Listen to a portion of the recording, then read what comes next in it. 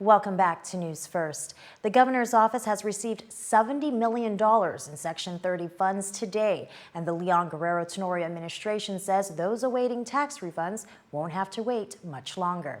According to a release from Adelup, the administration will be paying out in short order qualified A-status tax refunds filed to date.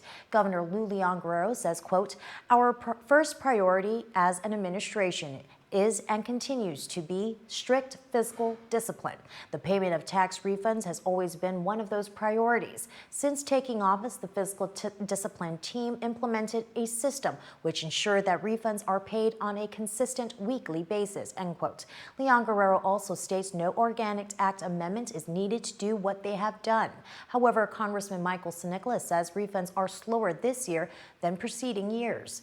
Sinicola introduced H.R. 4262 to require GovGuam to process and pay tax refunds within 90 days of its individual filing, as opposed to the court order to pay within 6 months from the deadline to file. He says, quote, "All of this spin is indicative of willful intent not to actually fix the problem or adhere to existing local law and underscores the need for an Organic Act amendment to remedy the matter," end quote. In related news, some $1.3 million worth of income tax refunds disbursed in 487 checks are being mailed next week, according to the Department of Revenue and Taxation and the Department of Administration. The tax refunds are for error-free returns filed on or before February 21st, 2019, including refunds garnished to repay government debts. By law, Rev and Tax is required to pay out refunds, as mentioned earlier, within 6 months of the deadline filing. In other news, Dusit Thani Guam Resort, in collaboration with the Korean Food Promotion Institute and Ministry of Agriculture, Food and Rural Affairs, welcomes the return of its award-winning Taste of Korea promotion. Korean food lovers, prepare to have your taste buds run wild. The Taste of Korea returns to the island at the Aqua restaurant in the Dusit Thani Resort. Aqua is their all-day dining restaurant with some of the island's most spectacular views and a family-friendly dining experience. Earl Thomas, Assistant Director of Food and Beverage, invites all Korean food lovers to get a taste of authentic Korean cuisine. Our idea is to get, because we do have many Koreans here on the island, is to make sure we get that authentic flavor directly from Korea, which Chef Bae will assist us with. And not only for our Korean guests, but we really want to focus on our local guests here as well, here on Guam, our local islanders who enjoy Korean food and Korean cuisine. Chef Han Chol Bae is from South Korea and hopes to bring traditional flavors of his home to Guam. Throughout the weekend, Chef Bae and his team will serve guests with a variety of cold and hot dishes to soups, porridges, and desserts. Guests can look forward to live cooking stations and popular Korean dishes such as bibimbap, galbi, and much more. We call like a very popular dish in galbi, 닭갈비 and 닭강정 and tteokbokki is the same as last year. But when the Korean food, guests must be look for the galbi, tteokbokki and 닭강정 and 닭갈비, and then we keep that. And then other dishes, I add some vegetable dishes and some noodle dishes. Meet Chef Bae and his team for this exclusive Taste of Korea promotion, now till September 15. Lunch starts from 11:30 to 2 p.m., and the dinner service starts from 5:30 to 9 p.m. To make a reservation, call 648-8000. Reporting for PNC News, I'm Ayana Shed.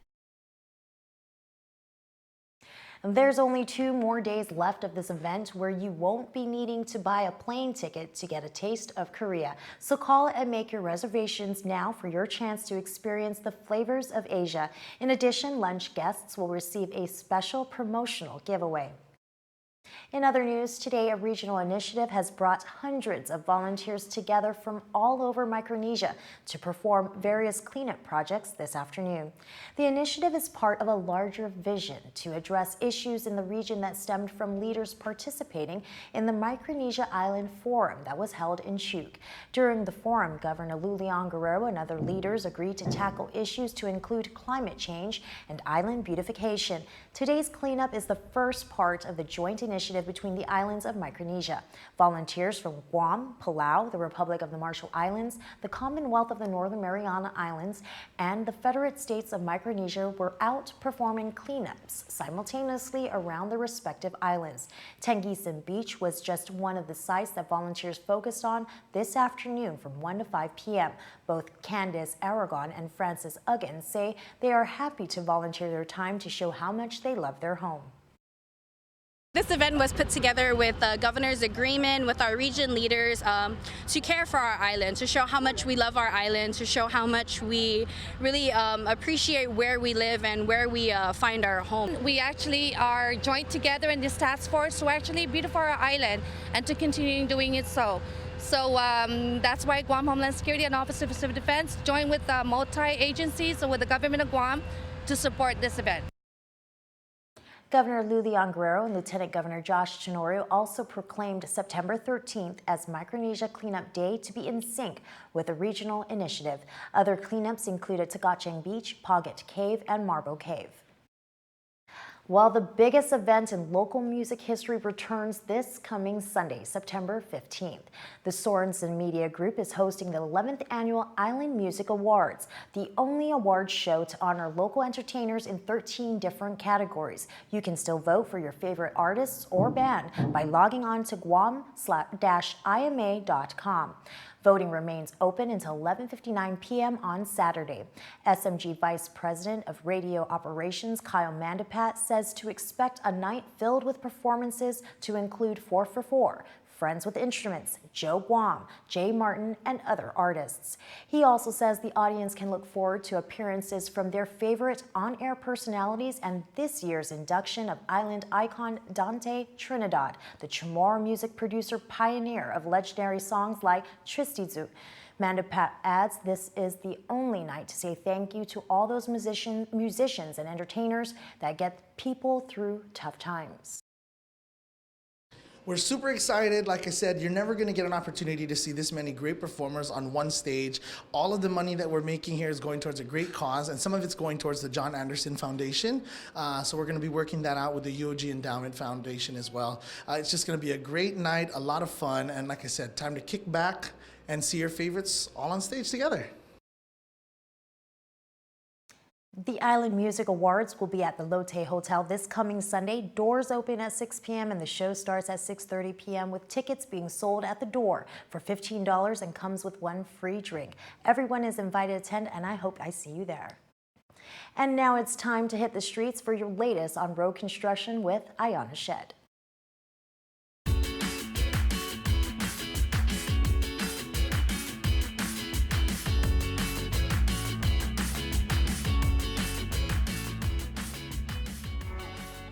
Hafide Guam, I'm Ayana Shed, and welcome to another edition of PNC's Road Report.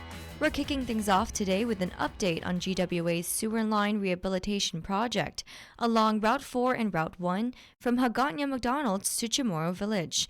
To recall, the project includes the installation of 30-inch diameter sewer line, the installation of 2 new sewer manholes, the rehabilitation of sewer lines using a trenchless technology called cure-in-place pipe, and manhole rehabilitation throughout the route.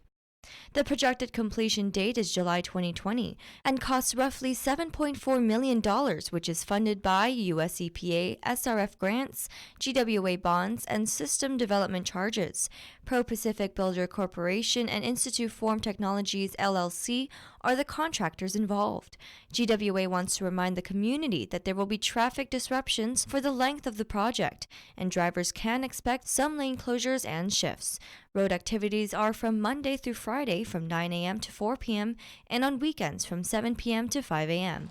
We just apologize to the public for the inconvenience during this construction period. We are doing our best to try to avoid impacts to the public, but it is it is required and it will improve the quality of our service. For more information, you may contact GWA Chief Engineer Thomas Cruz at 300-6036. And that wraps it up for this week's Road Report. For PNC News, I'm Ayana Shed.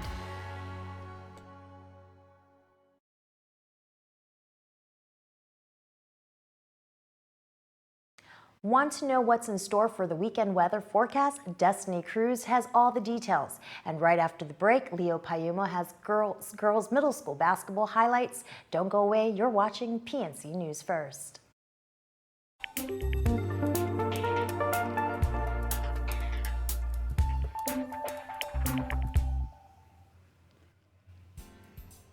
Happy day, Marianas. Happy Friday, and welcome to your local weather forecast. I'm Destiny Cruz, and thanks for tuning in. Today we had more cloudy skies above us, accompanied by the not-so-surprising scattered showers and thunderstorms. Tonight we can expect mostly cloudy skies with west winds at around 10 to 16 miles per hour, with hour lows around 78 degrees. As we move into Saturday, we can finally expect partly sunny skies with our highs nearing 88 degrees. However, don't let the little bit of sunshine on Saturday fool you. The National Weather Service is still monitoring the monsoonal circulation as it drifts further north, and hazardous sea conditions will be in full effect on Saturday. So if you were planning on hitting the beach, remember that high surf and high risk of rip currents advisories will remain in effect until 6 p.m. So be sure to steer clear of rough waters. Moving into my favorite day of the week on Sunday Fun Day, be sure to pack an umbrella wherever you go, as we can expect a 30% chance of precipitation along with scattered showers and thunderstorms throughout the day. Highs will be at around 87 degrees and lows will be at around a cool 77. And that wraps up today's weather report. Have a great rest of this Friday and be sure to tune in next time for more updates. Adios!